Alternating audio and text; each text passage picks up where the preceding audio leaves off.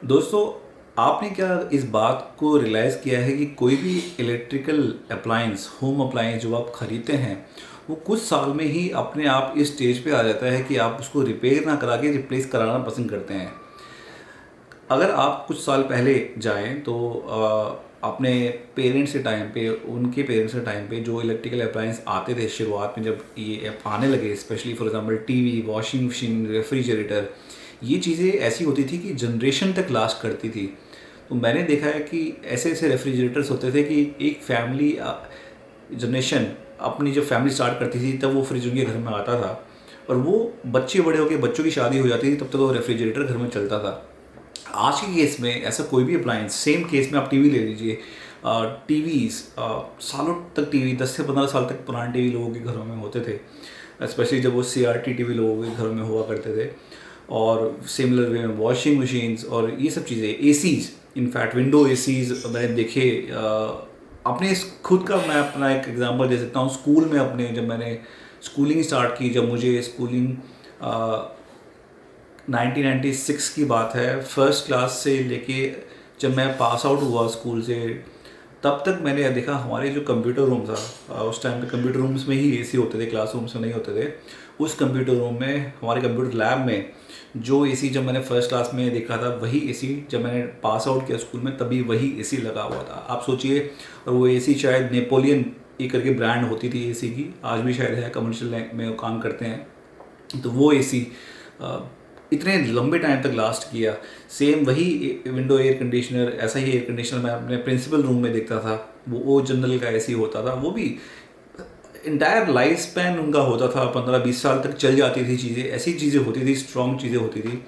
वहीं पे आज के टाइम पे आप देखिए, होम अप्लायंसेस इतने फ्रेजाइल हो गए हैं कि आपको हर 2-3 साल में उनको जो है रिप्लेस करने की नीड लगती है, या आपकी मजबूरी हो जाती है इसको रिप्लेस करना। मैं एक एग्जांपल से स्टार्ट करता हूँ। रेफ्रिजरेटर को ले लीजिए। रेफ्रिजरेटर ऐसे होते थे कि 20 साल 15 साल ये कहीं नहीं जाते थे, रिप्लेस लोग करते ही नहीं थे इनको। एक तो आज के टाइम में ये प्रॉब्लम हो गई है कि हर कोई एक तो शोशाबाजी में, देखा देखी में, हर एक ईकनेस होती है रिप्लेस करने की, वो तो एक अलग प्रॉब्लम है। बट जनरली प्रोडक्ट के साथ भी इतने इश्यूज हो जाते हैं कि जो कस्टमर रखना चाहते हैं उस चीज़ को, वो भी नहीं रख पाते हैं मजबूरियों के कारण। तो कई केसेस में मैंने देखा है, नए रेफ्रिजरेटर्स में 2-3 साल में ही बॉडी में रस्टिंग आने लग जाती है। तो आप सोचिए कितना क्वालिटी ऑफ मैन्युफैक्चरिंग पुअर है, कि उसमें पाउडर कोटिंग मेटल की अच्छे से नहीं होती है, पेंट वर्क इतना क्वालिटी नहीं होता है कि वो जो मॉइस्चर आपका बेसिक एयर में मॉइस्चर, किचन में मॉइस्चर होता है, उसी से उसको रस्टिंग लग जाती है। आप सोचिए, तो जब आपकी रेफ्रिजरेटर की बॉडी पर रस्टिंग लग गई है, भले ही आपका फ्रिज सही काम कर रहा है, बट एज अ कंज्यूमर अगर आप अफोर्ड कर सकते हैं तो आप उसको नहीं रखना चाहेंगे, आप उसको रिप्लेस करेंगे फॉर द ऑब्वियस रीज़न कि एक रस्टेड रेफ्रिजरेटर घर में नहीं अच्छा लगेगा।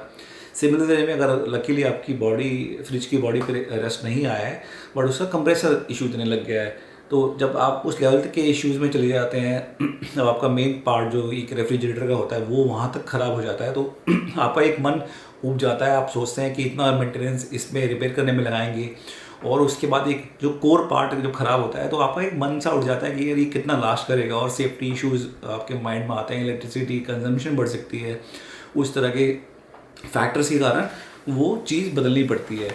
सिमिलर वे में, ये रेफ्रिजरेटर का मैंने एग्जांपल दिया, सिमिलर वे में एयर कंडीशनर्स के एग्जांपल मैं आपको देता हूँ। एयर कंडीशनर्स हर साल जब कोई लेता है तो 2-3 साल में ही इसको गैस लीकेज के इश्यूज़ आने लग जाते हैं।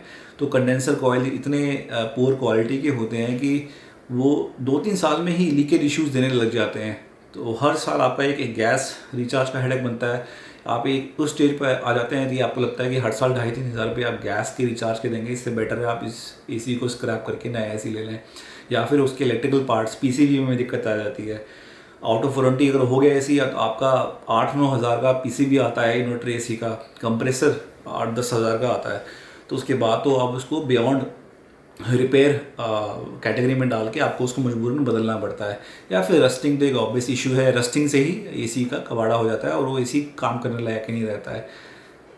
मैक्सिमम स्पैन 5-6 साल के बाद तो मैं एक कोई भी किसी घर में एसी देख ही नहीं पा रहा हूँ कि एसी चलता हो।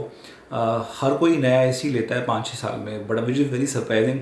जहाँ की पहले के टाइम में एसीज मिनिमम 15 साल 20 साल तक भी होते थे, बट 10 से 12 साल तो एक मिनिमम एवरेज था, बट वो अब नहीं है। सेम वे वॉशिंग मशीन्स 2-3 साल में ही उनकी वाइंडिंग्स मोटर सब स्क्रैप हो जाती हैं। बॉडी में रस्ट, जहाँ पे मेटल पार्ट होते हैं वो उनके माउंट्स होते हैं उन पे रस्ट लग जाता है।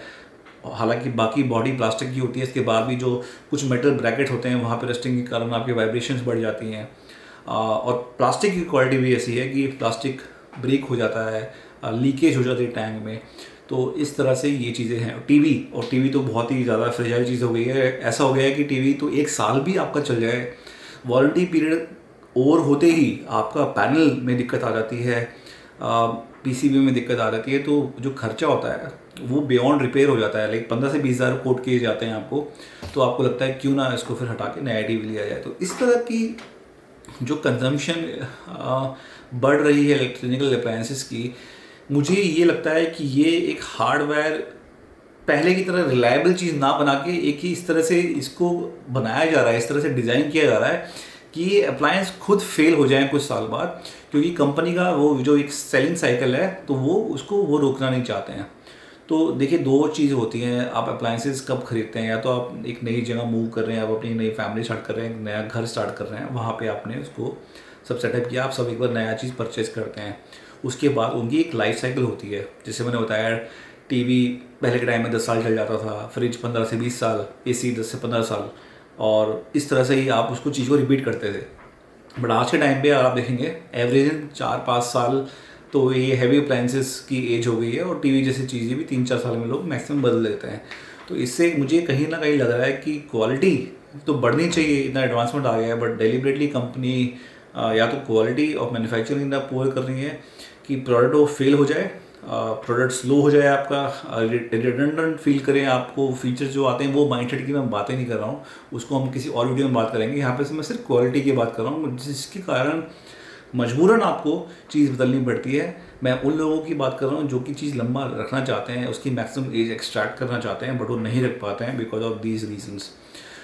तो इसका सॉल्यूशन क्या है? देखिए, इसका सॉल्यूशन आपके हाथ में तो बहुत ज़्यादा नहीं है, बट क्योंकि ये मैन्युफैक्चरिंग तो आपके बियॉन्ड कंट्रोल है, बट आप इतना ज़रूर कर सकते हैं कि आप जो ब्रांड की चीज़ लेते हैं उसमें उस टाइम पे जो सबसे रिनोन्ड ब्रांड है in terms of reliability, longevity, आप उसको चूज़ करें। उस प्रोडक्ट का रिव्यू देखें, उसकी लाइफ साइकिल देखें लोगों से कि उसमें प्रोडक्ट में कितना दम है, एक्चुअली कितना लंबा वो चल पाएगा। अगर आप उस फ्रिजिलिटी में बिलीव करते हैं कि एक चीज़ आपने ली है तो उसको आप मैक्सिमम लाइफ साइकिल उसका निकालें, तभी आपकी पैसे की वैल्यू फॉर मनी वाली बात सही होती है। अदरवाइज़ आपका पैसा इसी चीज़ों में जाता रहेगा और आपके पास कुछ बचेगा नहीं आगे के लिए इन्वेस्ट करने के लिए, या और चीज़ों में जो ज़रूरी चीज़ें हैं वहाँ पे पैसा डालने के लिए। तो ये मेरा एक थॉट था होम अप्लायंसेस को लेके, स्पेशली जो इनकी लॉन्जिविटी और इश्यूज़ मुझे पर्सनली लगा है कि बहुत ज़्यादा डायनामिक है, पहले की तरह रिलायबल चीज़ें नहीं आती हैं। तो ये मेरा थॉट था। आपका क्या थॉट है, आपका क्या एक्सपीरियंस है आपके होम अप्लायंसेस को लेके? आप कमेंट बॉक्स में ज़रूर शेयर करें। वीडियो पसंद आया तो लाइक कीजिए, शेयर कीजिए और चैनल को सब्सक्राइब कीजिए। अपना बहुत ख्याल रखिए। Thank you for watching.